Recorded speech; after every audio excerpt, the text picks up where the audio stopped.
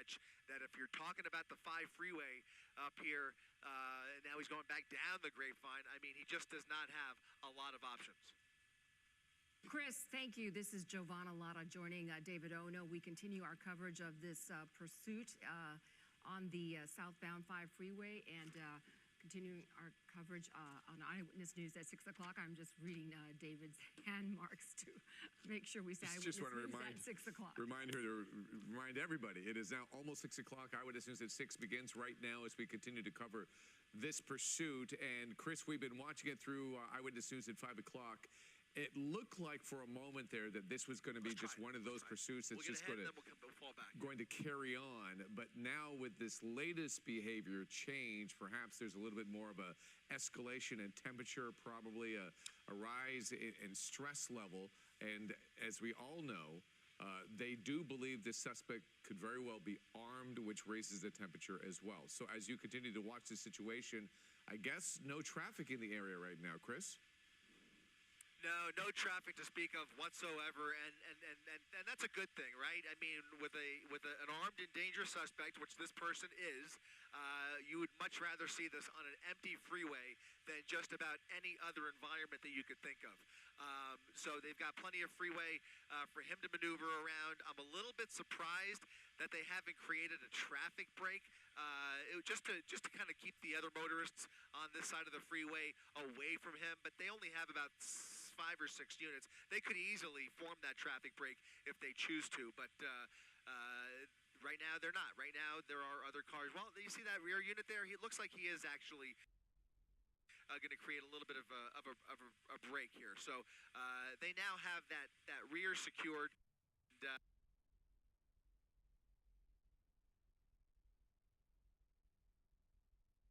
I think at least it goes down to 3 at some point as we make Chris. our.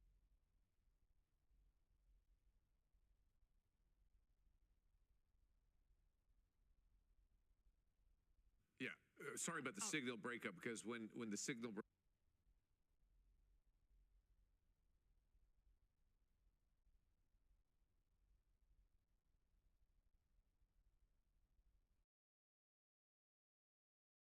on with his reports, we're trying to get him back, and I think we are back. Chris, we lost you for a second there, but we're not back. We have his picture now. We don't have his audio, but are we on video now? This is video. Okay, so once again, this all started about 5:30. That's when it came to our attention. This pursuit began, and we believe that this driver is armed and dangerous. That's what authorities.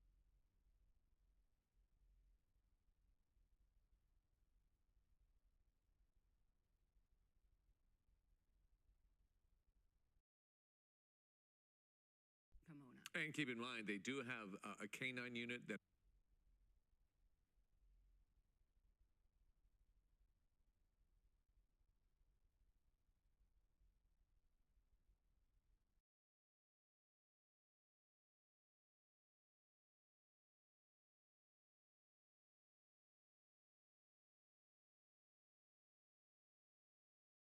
Pomona. And keep in mind, they do have a K9 unit.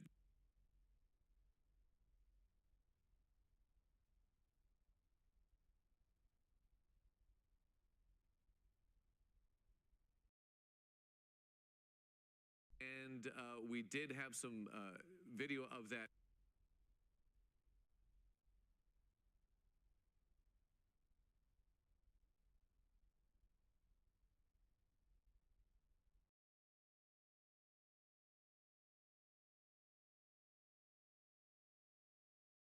PHP, who is following this vehicle, and then they will hand it off to the Newhall division as it gets a little further south. But right now, the only information that we have is a failure to yield only.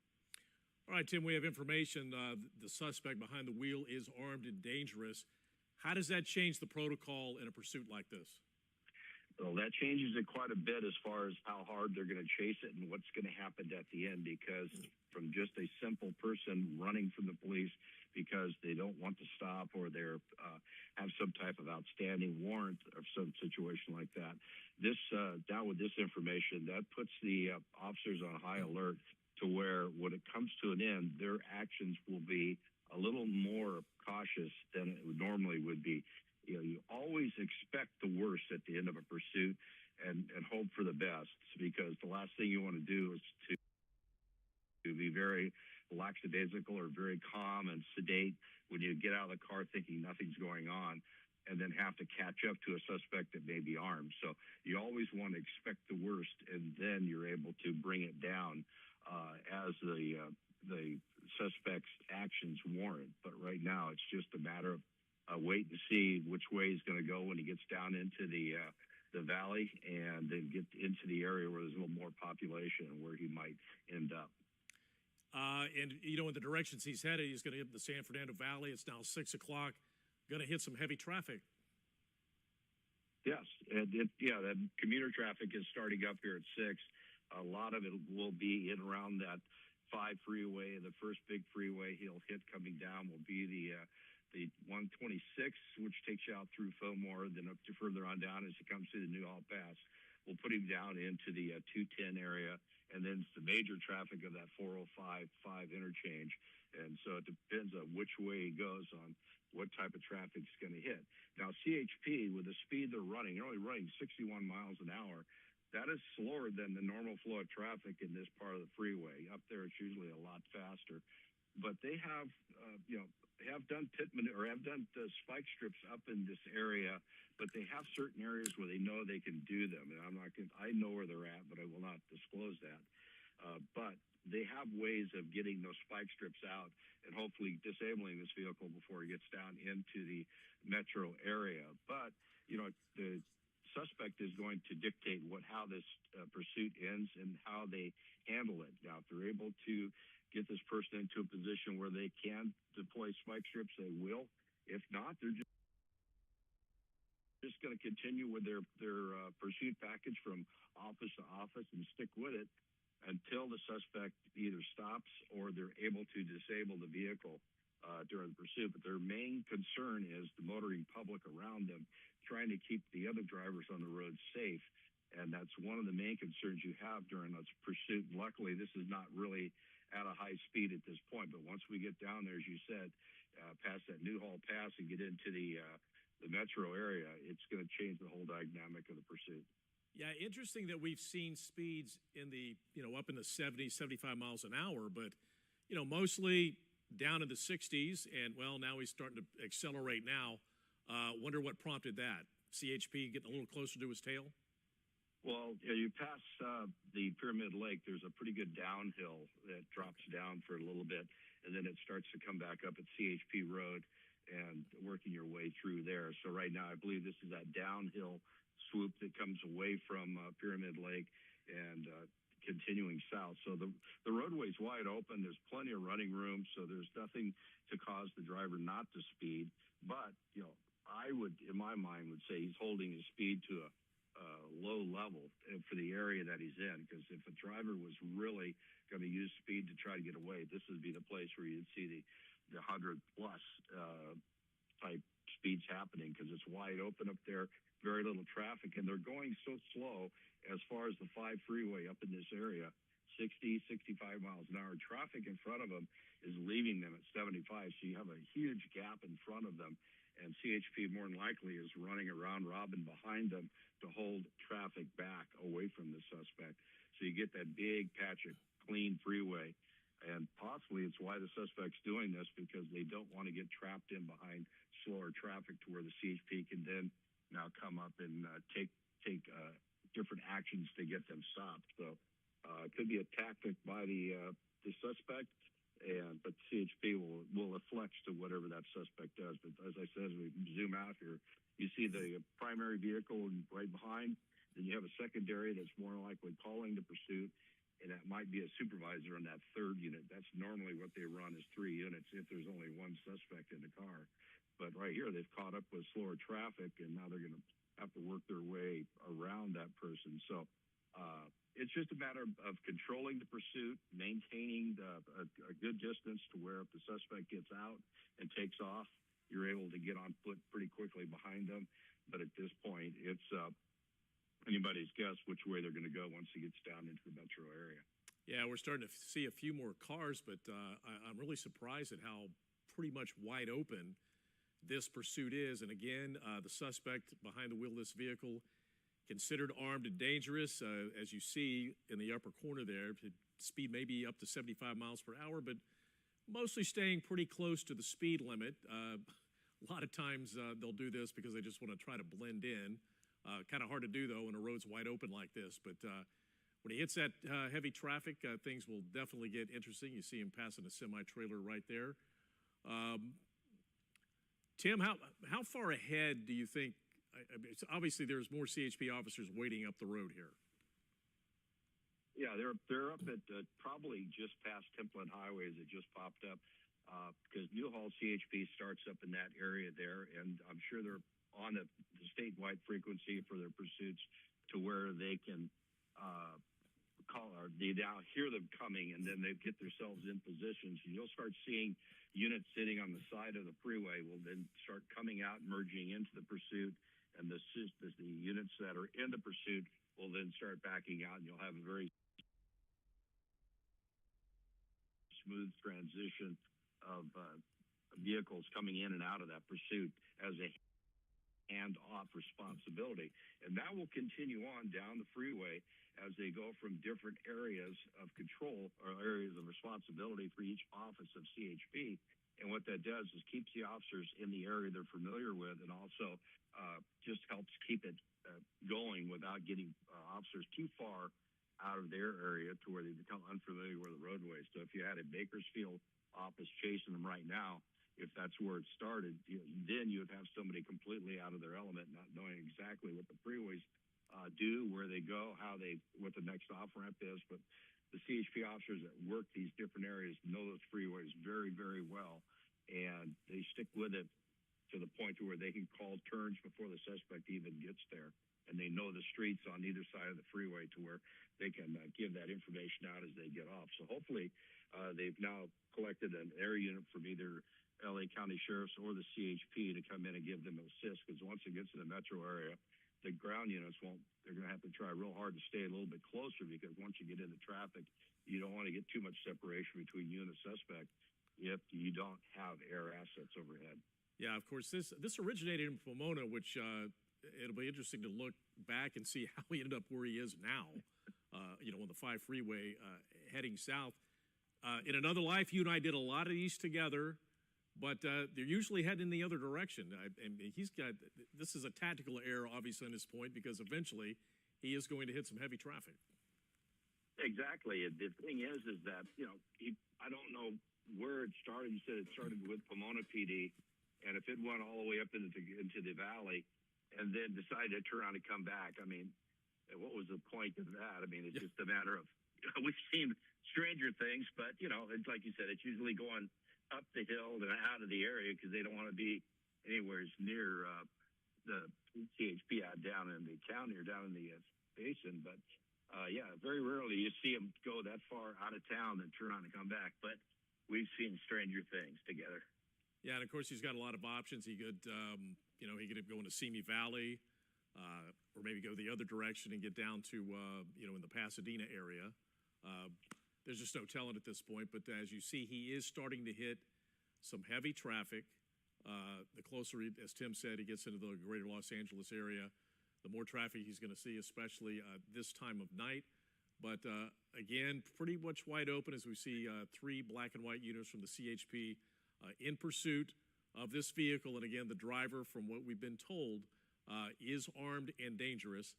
But you know what? He just got up to 80 miles an hour. That's probably, Tim, the fastest we've seen. Maybe a little desperation on his point. Right. He's just trying to make a little more distance because, well, like I said earlier, the CHP officers, once they get into traffic, will get a little bit closer. So more than likely saw the unit get a bit closer, so he's going to try to make a little more distance. And that's what you have, the balancing act you have to have of keeping the pursuit safe, is not try to push that suspect to drive over his ability and end up running into somebody else. But you also want to stay close enough to be able to react if that suspect does get out on foot. Mm-hmm. All right, again, still on the I-5 South, coming up to exit 183, now accelerating up into 75 miles per hour. Now even a little bit higher than that. But again, this road pretty much wide open. But as Tim pointed out, the farther south he goes, the more traffic he will hit. And it, it'd be great if the CHP could get this guy stopped before he gets other people around him and puts them in danger. But again, he's in the Castaic area right now, so he's probably got another 15, 20 minutes before he hits the heavier traffic. Yeah, Lake Hughes Road is pretty much the first civilization as you hit coming out of the Grapevine as you come south. And then it starts picking up. And like I said, the first big or sort of freeway is the 126, which takes you out west through Fillmore and Santa Paula and puts you into Ventura. And as you continue down south past Magic Mountain and working your way through the valley up there, it'll start loading up because there's a lot of people coming home from work at this time of night. So going both directions. So the freeway will load up a little bit as he makes that approach, hitting Cal Grove and then climbing that little hill before the intersection with the 14 and then the 210. So it's going to get really dicey once he gets up in an area. Now, if he gets on the 14 and goes eastbound, then we're a whole different ball game to figure out where he's going to end up then. All right, again, the road continues to be wide open for this suspect behind the wheel of this dark vehicle. 5 freeway toward the metro area and the San Fernando Valley, though he does have some options, as Tim mentioned, like the 14. Could head up to Palmdale, but he'll probably hit some traffic on that highway at this time of day. And again, gets a little farther down, he could either head to Simi Valley, the Fillmore area, then Simi Valley, or even Pasadena, or just stay on the 5, get into downtown LA, or he has the option of taking the 405. But eventually, he's going to hit some heavy traffic, and that's going to be a big game changer in this pursuit, again, of a suspect who is considered armed and dangerous. Tim, I'm a little surprised the road's still wide open. Well, mainly it's because of the speed the person is running. The average speeds up on that freeway from personal experience are anywhere from 75 to 80 miles an hour coming down that hill, working your way south. So with that speed that he's rolling at now at 83, so there's another hill here dropping down towards Lake Hughes Road. There's a pretty good downgrade just before you hit the valley there. Traffic has pulled away from him. So they've gone a lot faster than this driver. And so that gap has built. And the only cars you're seeing are the slower trucks and vehicles who are driving the speed limit, because this driver is just below the speed limit. It looks like we might be getting off here to make a change. Yes, he is. Could be. He's now taking the exit off the 5 freeway at exit 176 in the Castaic to Lake Hughes Road. Let's see what he does here.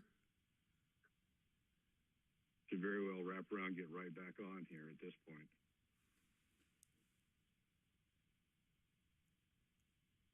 Going to an intersection here and making a left-hand turn. Yeah, CHP may throw a pit maneuver here as they go onto the freeway. That's so what it looks like. I started to pick up speed. Yeah, that too, and also maybe the CHP officer was trying real hard to keep him from making that on-ramp there to get back on the freeway. Yeah. Now, as we're on Surface Street, this changes the dynamics. So now you're dealing with cross traffic. You see a vehicle there just pulling out of a driveway. You have pedestrians. You have a lot of things going on. But this CHP officer that's working his way up is getting a look to try to see what's in that car if they don't have perfect information. But right now, it's going to continue on here, and looks like we're hitting the Lake Hughes Road, just kind of working its way up into the hill. But CHP are going to stay pretty close now unless they have an area unit overhead. I have not gotten the information about that at this point. But at the same time, there's CHP officers that work this area that could get ahead. And with a little 2-lane road like this, very simple method of spike stripping, because there's not a lot of room for this driver to get around. Should they, blanket the road, cover both sides of the road so they just can't get through. But right now, it's just stay with him, stay as close now as you can so you don't lose the person into the terrain or into any type of business or residential area that's on either side of Lake Hughes Road as they work their way along. Now that we're off the freeway, will the Sheriff's Department get involved now? 9 times out of 10, no. At this point, the CHP will stick with it because they've had it for so long. Now, if it gets deep into a city or deep into the county area, away from the freeway, then there's a chance that they will give it over to whatever agency's handling that area. But when it's running, right alongside the freeway, as Lake Hughes Road does, they're gonna stay with it until it gets far away. Now, if it continues on here, I believe this Lake Hughes Road will take you over the top of the hills to the north of Lake Castaic, and then work your way over towards Lake Elizabeth and then towards the Antelope Valley, if that's the direction, I believe that's the direction they're running. This road runs all the way through the hills for miles over to the Antelope Valley. So if they get too far out that way, there's a chance that the Sheriff's Department will take it over. But normally CHP will stick with it because they have offices all over the area, and they will just hand it off to their offices as they go along. So this helps with the continuity of the pursuit without having it handed off to the Sheriff's Department, and then 10 minutes later it's back in their hands as it gets on the freeway. So it's kind of a balancing act, and that's all being weighed by the watch commander back at the office of the highway patrolmen who are involved in this pursuit. So right now, more than likely, it's been handed off to Newhall at this point to take over this pursuit, and that Newhall watch commander will be making the decision. Yeah, we're having a little problem with our signal here because of the area they're in. Let me ask you this. This is very isolated. We haven't seen a lot of traffic. It would appear this might be, if they could catch up, to actually be a good spot for a pit maneuver. Yeah, if they get the speeds down a little bit, they'll be able to do it in this area, no problem at all. The only issue is the sides of the road. You don't want to take them out to where they spin and go over the side and down into a ravine. But something of this sort where it's nice and flat on either side, just a little bit of flood control on either side would be great. But you have to get it down into the prescribed speed limit to be able to do it safely, because if you do it at too high of a speed, it's not only unsafe for the driver, it's unsafe for the officer, because they could very well lose control of the patrol vehicle and end up crashing as well. So that's not what you want to happen. So they have very strict rules on when you can engage a pit maneuver and where you can do that. So, and they practice that all the time. And again, you're looking live at a pursuit, which is now on Lake Hughes Road. When we picked up this pursuit, the driver was on the 5 freeway heading south. He is considered armed and dangerous. It all started. We're not exactly sure how he ended up on the 5 freeway heading south, but he managed to get there. And there's always a possibility they always try to head back to a familiar area. Again, this all started in Pomona. Maybe that's a familiar area. I'm not sure at this point how he's actually going to get there. We'll continue to follow this pursuit. And if we get an update, we'll certainly bring it to you. Meantime, let's move on to what's been a big story here for a couple of weeks. That, of course, would be the FIFA World Cup. Fans gathering to cheer on Mexico in a crucial World Cup match against South Korea. The flags are waving. The jerseys are out. Up. You know what? We're going to go back to the pursuit. And Tim, what do you got here? I'm here. Looks like it's continuing on Lake Hughes Road. Now, it's going to get up into an area that's going to be windy, a very tight road to stay 2-lane most of the way, but it'll get up into a real hilly area where it's going to make a lot of turns to the left and right to get through the rolling hills that are up there. And so at that point, there could be a chance that they'll get to a speed to where they can do something. But right now, it's just a matter of wait and see to what the driver's going to do and react to what that driver does. The CHP is not going to run out of gas, but hopefully the suspect will, having gone that far. One thing that kind of stuck in my mind is how did this end up so far north, and possibly a shooting out of Pomona. It could possibly that they tracked the suspect up there, finally found them, and then the pursuit started. I mean, it could have very well happened that way, where detectives following up on leads got up into that area. But had it started in Pomona, I'm sure we'd have been on it a lot faster and seen it go north and then turn around and come south. But right now, it's just a matter of time to see what's going to happen at the end. The CHP is not in any rush at this point. There's no real hazard to other drivers on the roadway at this point. The speeds are nice and slow, even for this road. But it's just a matter of staying with them, reacting to what the driver does, and then dealing with the aftermath.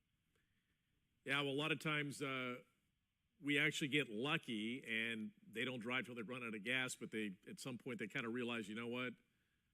I'm going to get caught. I might as well just pull over and surrender peacefully. That's what we certainly hope for, but you never know. Yeah, you and I both have been on them that have gone for 2 hours, and then all of a sudden they just pull over and get out. Yeah. What was the point? But yeah, people have this tendency. The suspects that have been talked to, that I've talked to from my law enforcement experience, they just are trying to get away. They want to get away in their mind. They're getting away, but after a while, reality sets in. Some of them start rationalizing, I'm not going to get away, pull over. The other ones just go for gold the whole time and, try to get away as hard as they can. When their car gives up, they get out on foot. You chase them over several houses or fences and back houses and through houses and things of that sort. And they just don't give up until until you get a hold of them and handcuff them. But just all depends on what the motivation of the driver is. And what if it's a shooting, is this the actual suspect that did the shooting? We're considered armed and dangerous. More than likely, from just a little bit of information we have, that is the possibility. But right now, it's slowing down to 40 miles an hour. You said CHP closing the gap. We'll see. We might have some little action right here, but he's got to be careful. As I was talking about, you have a drop off on the left side and a guardrail on the right. Now we're between hillsides, but there's that drop off again. So you have to be very careful of the surroundings as that officer is going to do the pit. One, you don't want to send the car over the side, and two, you don't want to lose control of your car and be down the side with him. So right now it's just pushing along, but really got dark there as we went into those shadows. Yeah, he dropped down to 35 miles per hour and then gunned it up to 82, 83 miles per hour, 83 miles per hour. And then, as you said, he kind of hit my unit, still right behind him. I'm sure he has several black.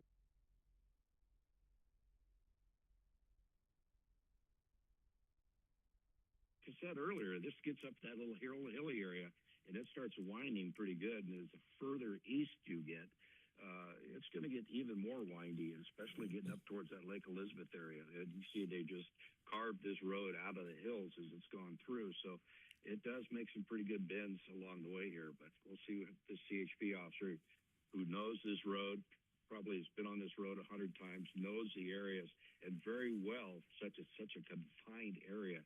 Units are ahead, waiting for this pursuit, maybe with spike strips to be able to take the tires out on this vehicle, and that takes away a lot of options for the suspect. All right, again, right now this continues on Lake Hughes Road and the Castaic Reservoir Road, just past Dry Gulch Road before that. And again, much like we saw on the 5 freeway, heading south, not a lot of traffic that these suspect and the CHP have had to deal with. It looks like there's been a few opportunities for a pit maneuver, but that has not materialized and taken place yet. And again, this suspect considered armed and dangerous. This all started in Pomona. How he ended up here, we're not quite sure. When we picked it up, he was on the 5 freeway heading south, but now he's on this isolated 2-lane road. CHP still closely behind him. We have seen him gun it up to about 85 miles per hour on this road, but with those curbs, he quickly dropped his speed. And at this point, Tim, I guess we're just waiting for him to run out of gas. Pretty much. I mean, you're not driving the vehicle in a way that he'll disable it himself by hitting a curb or over racing the engine or doing that kind of stuff. That's usually what we see, where they'll take a curve and hit a curb, take out a tire of their own, or they just burn out the brakes and they can't stop it. There's all kinds of things. They damage the vehicle. But when you're driving at normal speeds, you can drive at the length of that tank. And, if it was a full tank, you could be looking at 300 to 350 miles on a standard vehicle. So, I mean, it's just a matter of just sticking with him. Like I said, CHP is not going to run out of gas. So they can do this. But, like I said, this time is on the officer's side. They really don't have to rush it. There's really no extreme reason to stop him or stop this driver. There's really no hazard to the motoring public at this point. But the thing is you don't want them to get away, and they're going to stay as close to him as they can. You can see the CHP officer getting really close as they dropped down to 35 miles an hour on that left-hand sweeper. Now he's pumping it back up to 80. Didn't quite make 80 and dropping off. But this road up here will not sustain a 70-mile-an-hour car. No. I can tell you that. And like down to 27. So those are the turns. And from Skyfox, you really can't, get the real effect of those turns. They're pretty tight, and the visibility isn't good going around those turns. So you're really going to have to know the road to be able to go too fast on it. But if this person hasn't been on this road before, they don't have no idea what's coming. And many of folk have driven off the side of these highways in the past that we've looked for. And, it's just a matter of staying in control of the cars. So CHP is just going to stick with them. And if they get a chance to pit, they will. If they don't, they're just going to follow in behind and wait for the car to either give up, the driver to give up, or the gas to run out. He's getting a little reckless crossing over that double yellow line, and when you come around a curb, there could be another car. I think he maybe has a false sense of security because he hasn't seen any other cars. But doing this nonsense when you got a curb coming up is not smart. No, not at all. Because you're coming down the hill westbound, just trying to get someplace else, and all of a sudden you have a car in your radiator. So it is very unsafe for this person to be doing that, and there's no real reason for it. But because it is very tight turns, here's a big sweeper to the left. You see how there's no vision going around that corner. So there could have been a vehicle coming down that he could have head on with. So if he keeps that up, CHP will get a little more aggressive to try to stop it, because they want to protect the other drivers on the roadway. That's, like I said, the prime thing during a pursuit is protecting the other motorists on the freeway or on the highways or any of these little tributaries that come through. It just, you gotta, keep that in mind as that pursuit officer. And that's the one thing you have to contain your emotions, keep your adrenaline in check as you're chasing these suspects. Try not to get what happens to some officers, and they're especially new officers, is they get kind of a bumper lock where they're looking back at that car. That's all they see. They don't see anything else around it. And that's one thing you try to train out of the new officers is look around, look at the surroundings, calm yourself down, even talk to yourself as you're driving through this to try to get your emotions in check to where you're now seeing everything around. And with time, that becomes just second nature. And this is, a simple drive, but you see now 4 units following him eastbound on Lake Hughes Road. And this is, like I said, continuing way up into the hills and will continue all the way over to the Antelope Valley. Do you think there's a possibility that up the road here they've laid down some spike strips that this guy's going to hit soon? I wouldn't doubt it at all. I mean, there's very small roadways. As you go through there, no place for the driver to go.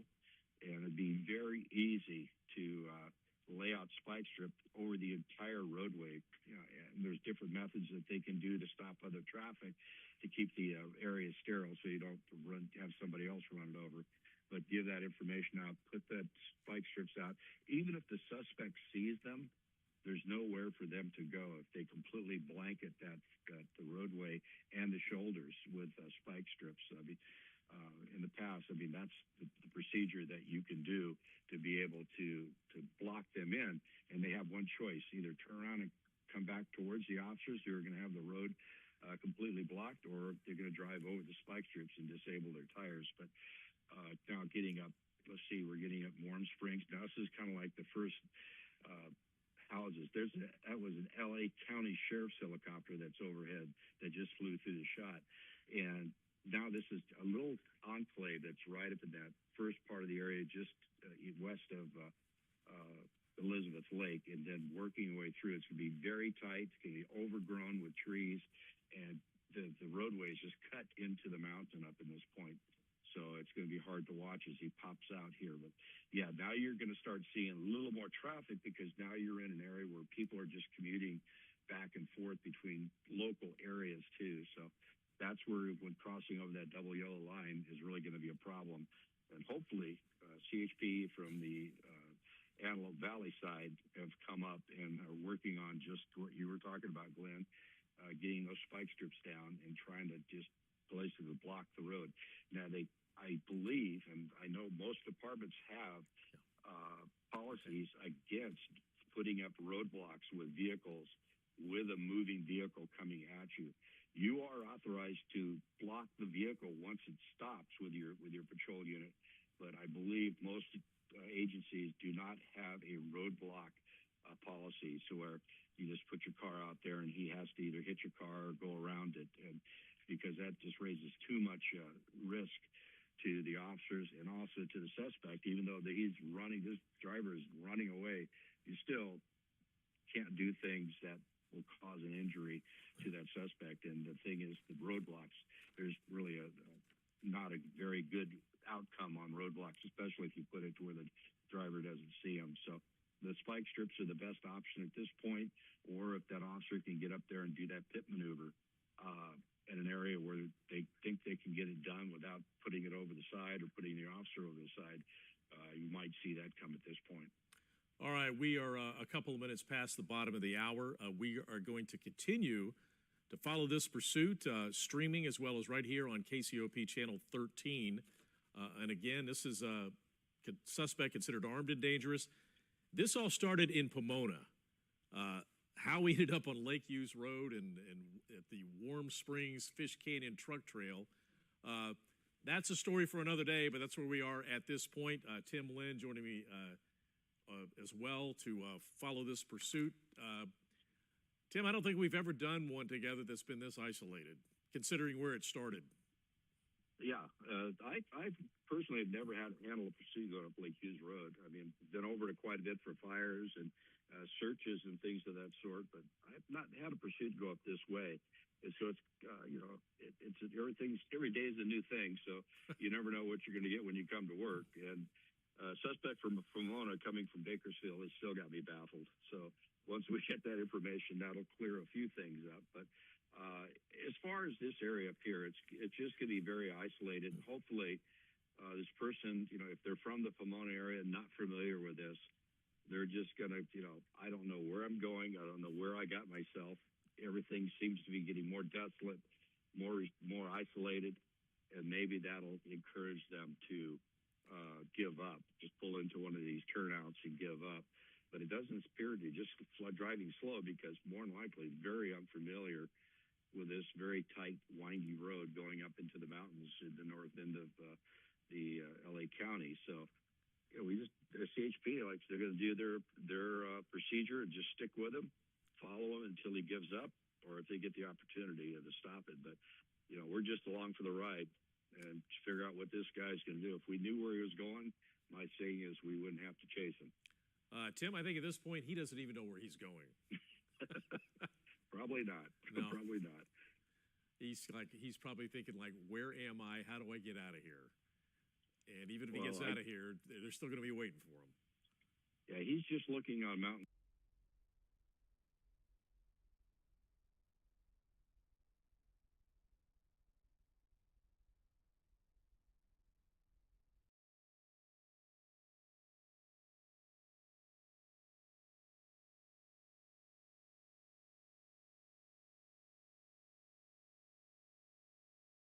He's just looking on mountains on either side of this road.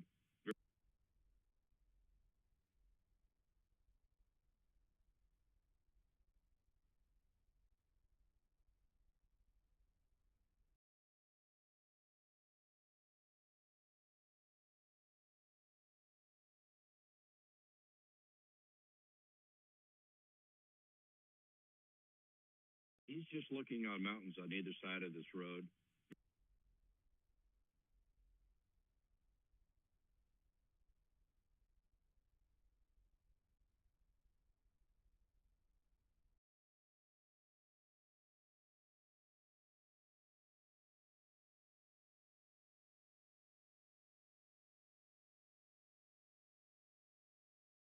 He's just looking on mountains on either side of this road.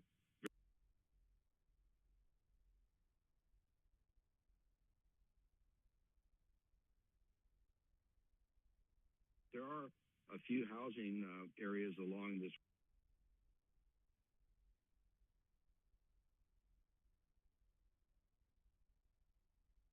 There are a few housing areas along this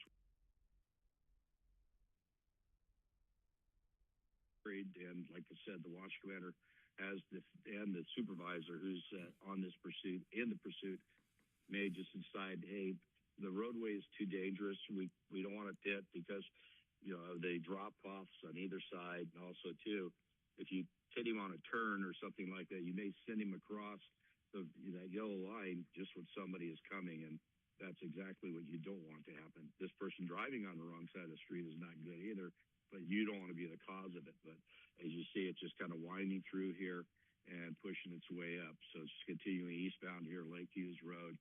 And as it continues up, it'll just get windier and windier and a little more desolate.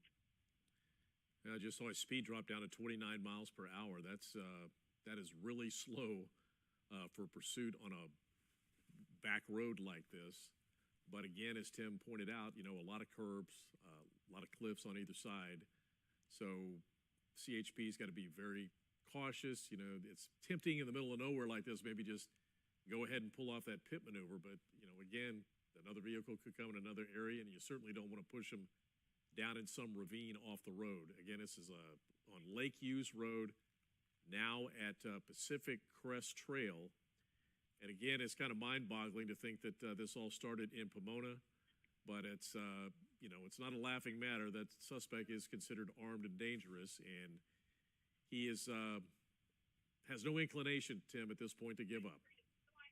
No, doesn't appear to be. Just looks like it just running this as long as they possibly can and just continuing through. And, you know, who knows what's going through this person's mind and what they have planned. But going to jail isn't top on their list. So they're just going to continue on and stay with it as long as they can. And more than likely, just from seeing so many of these in a situation like this, driving at this speed, not desperately trying to get away, you might see that just inevitable pull over and stop and get out of the car because just giving up on their hope to get away. It's not working out for them. They're not driving at 100 miles an hour on this roadway, just using all sides of the roadway to get through, and which we've seen when they've driven just over the ability of the road to where they're going on either side, just weaving around trying to get through as fast as they can. But this driver, you know, down to 18 miles an hour there as he came up to that turn. And so it's just, you know, this driver is trying to preserve himself or herself. And at this point, you know, you don't know what will happen. But the concern I would have right now is that pursuing officer, you know, what's in the suspect's mind? Why, what is their plan? What is their thinking? Are they the ones that are going to jump out of this car and then jump in, go to a house and break into a house and barricade themselves for a while? Or are they just going to give up at the end? You have to have all that in your mind on these suspects as they continue on. They may see some house on the side of the road ahead of them and decide, I'm going to take refuge in that house, bail out, run. So that's what you have to be ready for. That's why I was saying they got to stay a little bit closer to where they can keep an eye on the suspect should he get out, because the last thing you want to do is turn a vehicle pursuit into a hostage situation. And if you live up in this area and you're watching, I mean, this is one time you'd want to lock everything up and let it go by and then resume your normal activities after it goes by, because you don't know what this person might do or how this person may react. But right now it's just a matter of wait and see. Hopefully CHP Antelope Valley have their spike strips ready for them as they get a little further down the road, or they get a point where they know they have a good area where they can do it without causing damage to anybody else. And hopefully they'll do it there, because once they take the rubber off the wheels, it gets very hard to maneuver that car and keep the car moving, especially in these hilly areas. And I guess what few cars would be coming in the opposite direction, if they did go with that plan to lay down some spike strips, they would probably just pull those cars over or have them take a detour somewhere else. Well, there's not many detours up here. They just block the road, you know, miles ahead, and then a mile down the road put the spike strip up, just stop all traffic going westbound, and then, you know, do it that way. But you'd have to do it in an area to where the suspect couldn't get around him, such as this area here. You have a wide shoulder. You'd want to do it in an area that has very small shoulders to where you could actually get spike strip clean across, so there's nowhere they can go. And as I said, at that point, if they see him, they have two choices: run over him, and if they try to turn around, they're going to have, you know, 4 black and whites sitting in the roadway, behind them with nowhere to go. So at that point, they can, once he stops, they can block it in. And that's normally what you do is once they come to a stop to keep from hitting the spike strip, you just block them in from behind to where they have nowhere to go, except over the spike strips, because they're not going to get by your police cars. But like I said, the roadblock where the car is coming at full speed, you can't block them at that point. Well, Tim, we're getting information that possibly there is a dog in the vehicle with a suspect, and at the same time, the suspect appears to be taking apart a weapon and throwing the parts out the window. Now, that's all well and good, but then again, he's got a CHP officer behind him that's seeing all of that happen. It just get a little convenient for the other CHP officers. They're going to have to stop and pick up the evidence. Right. Yeah, and I'm sure that person is pitching it out the window when they go around one of those tight turns. But you have the tactical flight officer overhead with a very powerful camera recording everything, so they can go back and look exactly where that stuff comes out. They have a very close view of that driver window, so they can pinpoint exactly where that item came out. Even drop what they call dropping a pin on the map to be able to mark the exact portion of the roadway where they threw something out. But trying to destroy evidence, and it kind of firms up the belief that it's a shooting suspect from Pomona. And so now just getting rid of the evidence, hopefully thinking that's one less piece of thing they can use. But yeah, you're right, Glenn. There's a CHP officer who's picking up everything that person pitches out because you just collect the evidence as normal.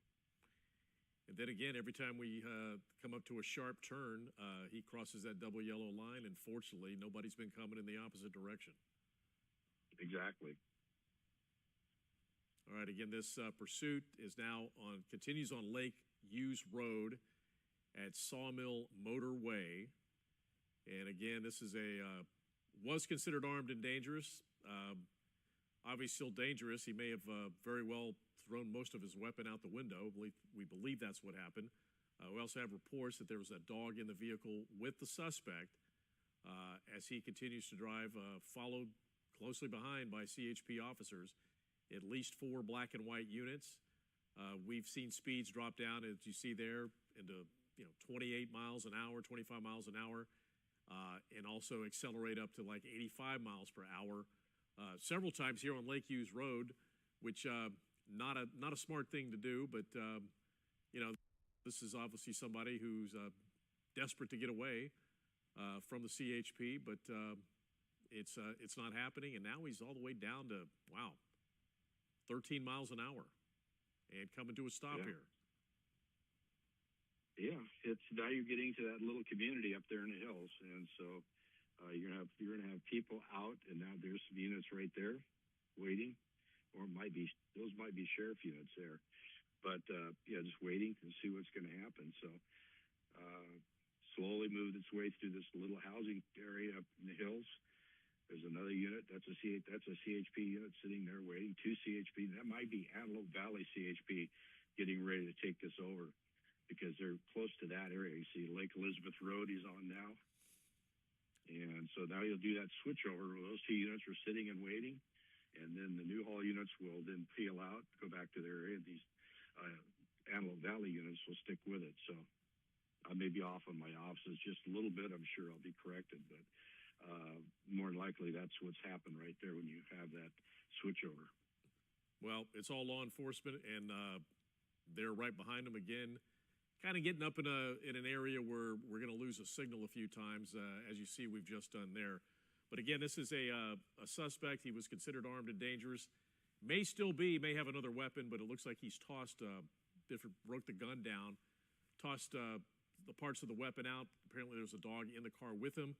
And again, this started in Pomona. How he ended up where he is now is certainly an amazing story.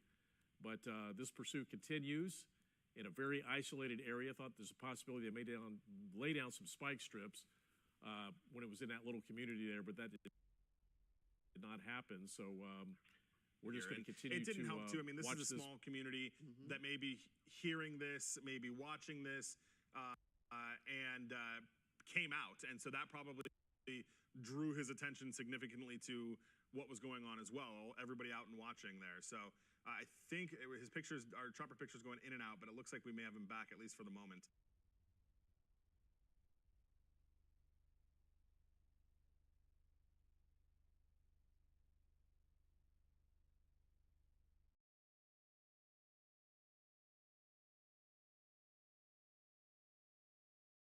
We just had a cup of water or something that was liquid that he put out the window and threw out there.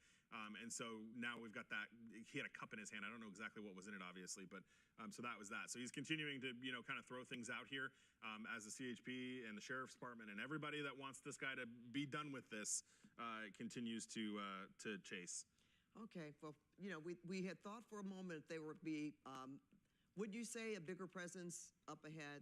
That could possibly, when you say blockade, that's what you think about. Yeah, for sure. And, they don't like to, I was wondering about how that was all going to play out too, Pat, because they don't love to put themselves in the line of, right, well, right. That's dangerous. Yeah, so they did that spike strip. I also saw, there was tons of community members out there as well, which is obviously a large concern for those law enforcement officers that are trying to chase them. And we apologize again for the picture here. We're just kind of really back in the weeds here of the forest and of Quartz Hill area. So I can tell you the radio traffic hasn't changed much. They are still, southbound on Elizabeth Lake Road.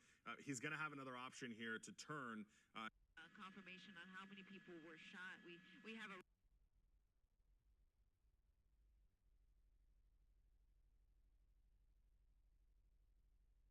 luxury apartment complex right off the train tracks there near the 10 and the 71. And it is there that Pomona police officers responded to in the 3 o'clock hour, I believe. And we flew over that scene. There was a large response all over the apartment complex and on streets in the area. They actually had some street closures, and they had a police helicopter that was circling the area trying to find this vehicle. And eventually the CHP airplane found it using something called the flock system. That's the information that my pilot George has been able to get from them, that it was a flock system. I don't know quite well how it works, but it's something in the aircraft, and then that was what helped them to locate the vehicle in the San Fernando Valley, northbound on the 5. They found him in Burbank, and they tried to pull him over when he got essentially near the New Hall Pass, excuse me, and that's when he refused to yield, and the pursuit was on, taking officers all the way up to the 138 before he got off the freeway, U-turned, and headed back southbound 5, where he got off.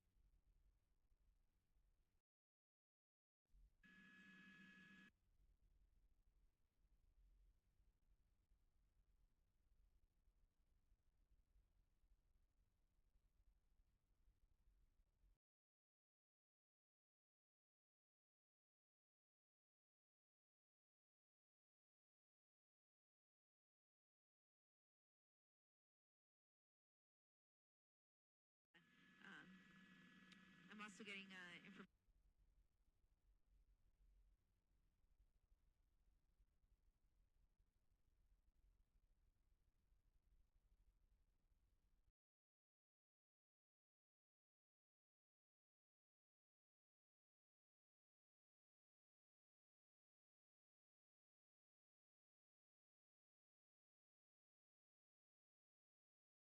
Here, and now we're on Johnson Road, continuing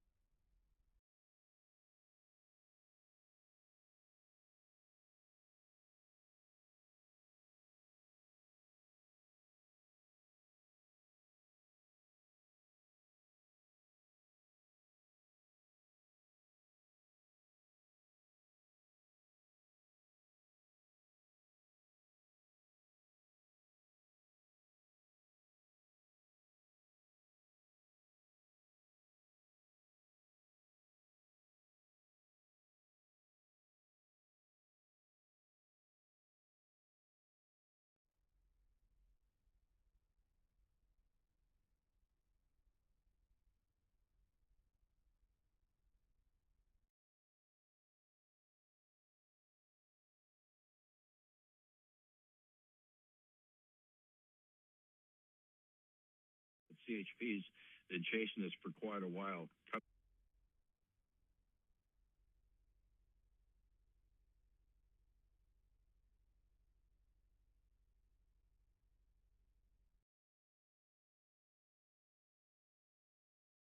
And then he'll run over towards the 14 freeway down. As the numbers drop down, he's getting closer to the freeway on K, and K is just, as you come over the hill into the valley, it starts out, I believe, at S, and then works its way down all the way to A as you leave the county of Los Angeles in the Kearns. So kind of have an idea how the roadways work out there. But K is about, a third of the way up to where you're just paralleling along, but he's going through due east towards the 14 freeway now, but he's got a long ways to go because it's down in the 10s, Avenue K and 10th West is when you start getting really close to that 14 freeway. So it's going to come in, not too much longer. It's going to come into Lancaster and then pretty much have a lot of houses look like a normal residential area. And that's where, they're going to have to start being careful of pedestrians and cross traffic. But not like out here. This would be a great place to do a pit, but his speeds are way too high for that.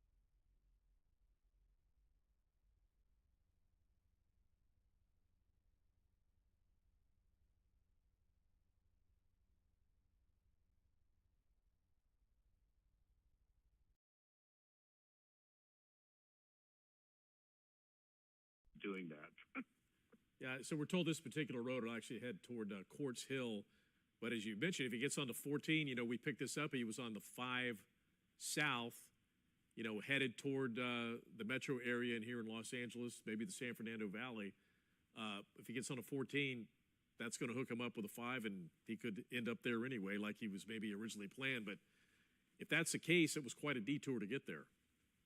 Oh, absolutely. I mean, unless his driving app is telling him to take a different route, I would never think that would be any route to be able to get back to the 5 freeway, going all the way through the hills to the Antelope Valley and coming back out. So, pretty much when he got on that far on Lake Hughes Road, my personal opinion is that he had no idea where he was and just was driving. And at this point, just continuing on. Yeah, it's going to go through Quartz Hills first. I forgot about that little enclave that's out there and worked its way down towards the 14. But yeah, it's going to stay desert like this until he hits the edge of the Quartz Hills area, and then you'll start seeing houses, and it'll get more populated as it continues to the east. So the deputies and the CHP officers who are behind this will have to adjust as it goes along. And just like I said, you're reacting to what the driver does. You have to wait and see. And I said, you're always waiting for the worst.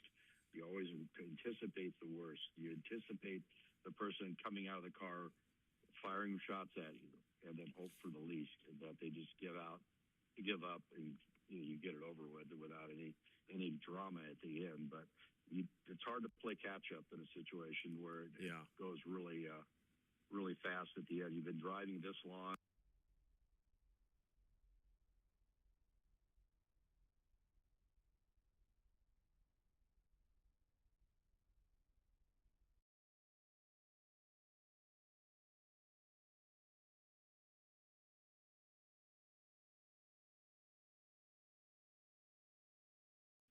So it's just a matter of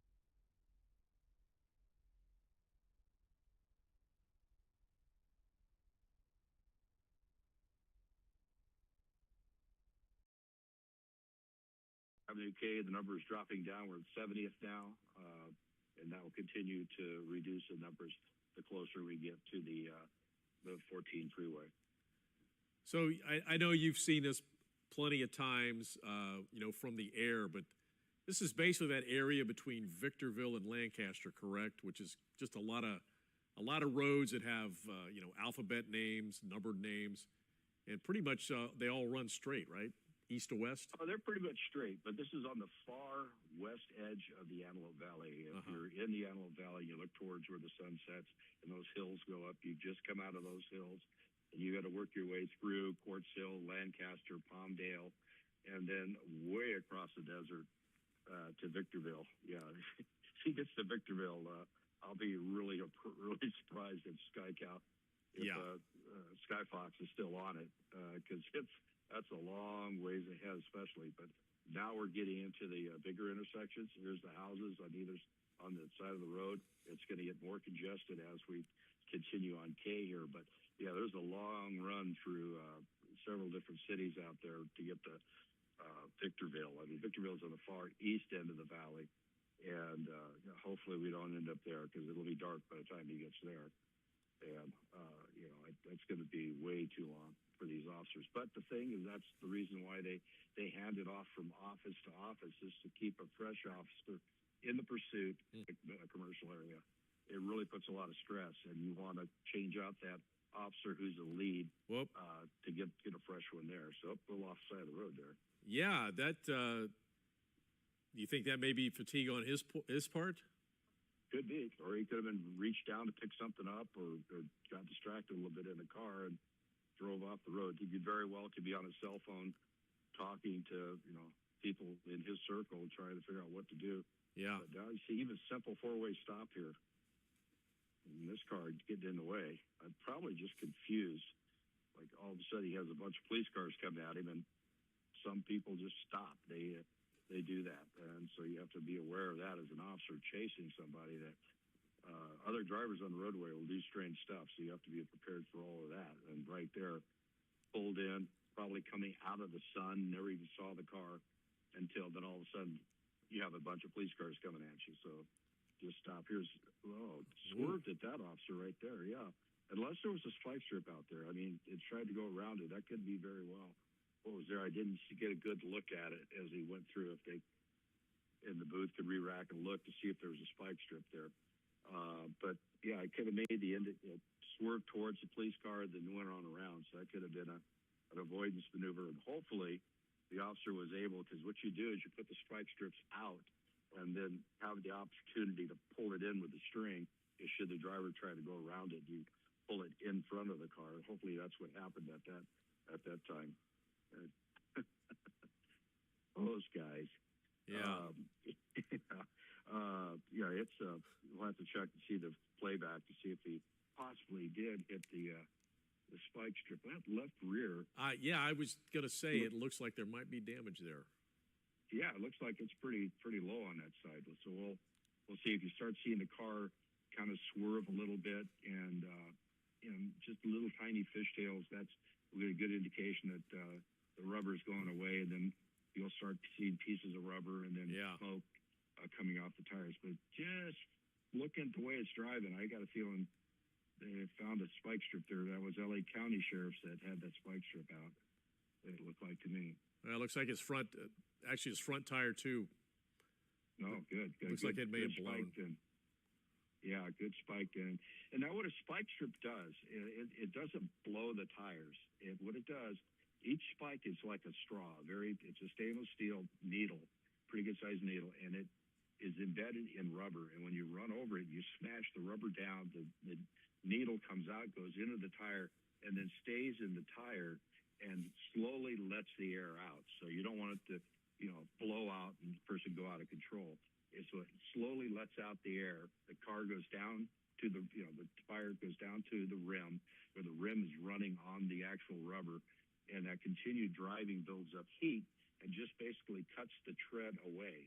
And then you'll start seeing like a donut of rubber come rolling off there, because it's just basically cut the tire off of the rim. And so you only have the sidewall. So it's just a matter of this car pushing along. But the action down to 15 miles an hour here is that he's probably got spiked all four and has no drive available to where he could just spin the tires, because there's no friction to be able to hold onto the road, and he's just spinning the rims. And you'll start seeing dust come off the tire, the drive tires, more than likely the front tires in this car. And that's when you know that you've run the rubber off and you're just on steel at this point. And that gets very hard to accelerate and also to be able to steer the car. So luckily that also puts your speeds down in the 20s, as we're seeing, and CHP will just sit back and wait. And even at this speed, they could go up and push it around into a pit maneuver and the newer cars will shut off if they go backwards while the car is in drive. So hopefully that'll take that away. Plus, if you get them stopped, it's very hard for them to drive away, even if the engine does stay running. Well, it looks like, at least on the driver's side, he's down to the rims. Yeah, I bet you on the right side it's the same. Just he doesn't have any drive left to where probably just spinning the tires, spinning the rims on the asphalt. And so you'll start seeing chunks of rubber coming off and laying behind it. But more than likely, that was a good spike strip that the deputy put out a few blocks back, and this is going to come to an end here pretty shortly. Yeah, I think he still thinks he's going to go till he runs out of gas, but that's not going to happen now. No.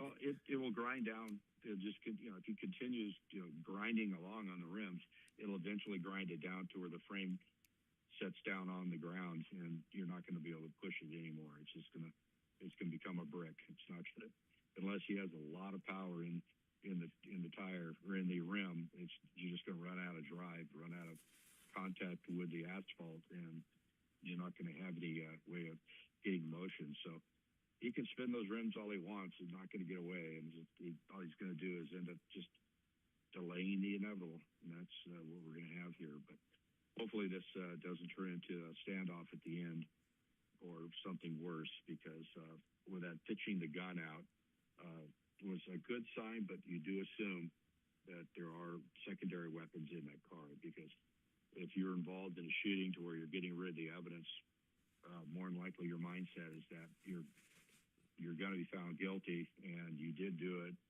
and there's nothing left. And that's what you worry about as an officer.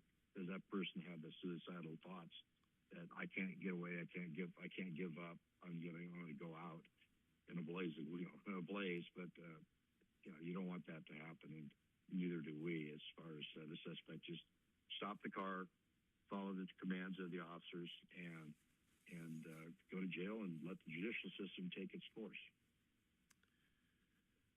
All right, you're looking live at the last chapter of this particular pursuit. Started in Pomona. The suspect, armed and dangerous. When we picked it up, he was on of all places, the 5 freeway heading south, which is a long ways from Pomona. Maybe guessing he crossed the Antelope Valley once, tried to do it here twice. We're now on West Avenue K and 22nd Street and Westfield Drive, and a spike strip was laid down and was successfully deployed, and this driver at some point, again, he tossed parts of a weapon out a window, so we don't know if he's still armed and dangerous. He does have a dog in the car with him from reports that we've heard, but he's been driving pretty much on the rims here for the last 10 minutes or so, and it's just a matter of time before that vehicle is going to come to a stop, and hopefully he will give up peacefully instead of a long standoff, but this is where we're at right now. Again, Tim, why not do a pit now?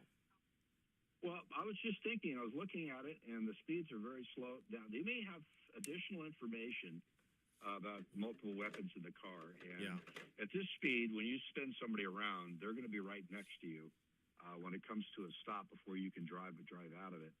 And so they may have that information, and they don't want an officer to get up there, but it looked like they're coming up on the left-hand side here. Yeah.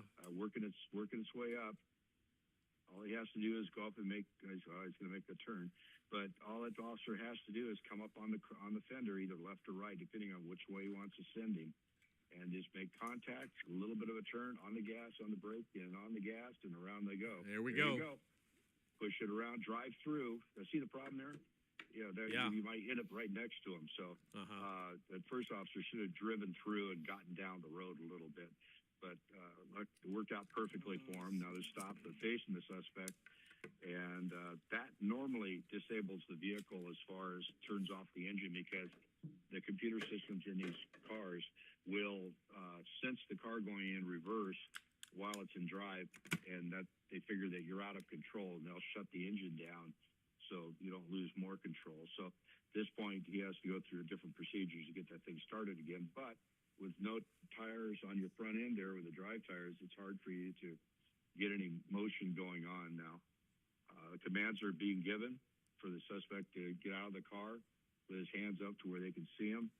And unfortunately, they're straight on with him, so they kind of really, there's no where they look away type thing to where the person is behind you to where they can't really see what you're doing. But plenty of officers there, plenty of Doors open. weapons drawn, doors open. I see a hand sticking out. And hopefully, just, yep, hands are up, stepping out.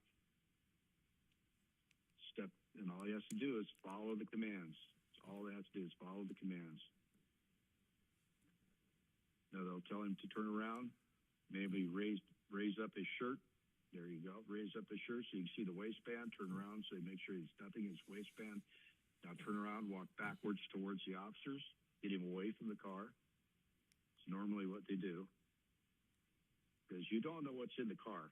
Well, you said there's a dog, and we don't know what the temperament of the dog is, but backed up, and they more than likely gave him commands to shut the door on the car to keep that dog contained. They'll bring him back. One officer is giving commands at this point.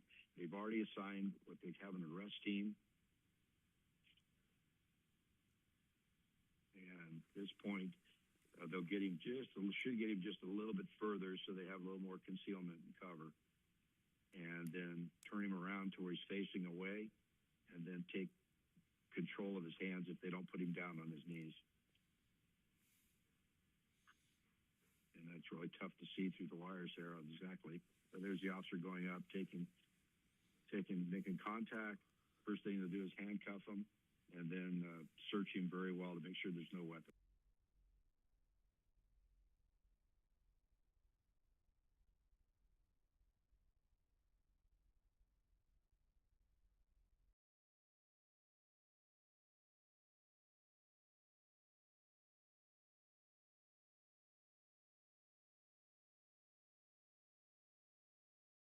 Him, and then search him very well to make sure.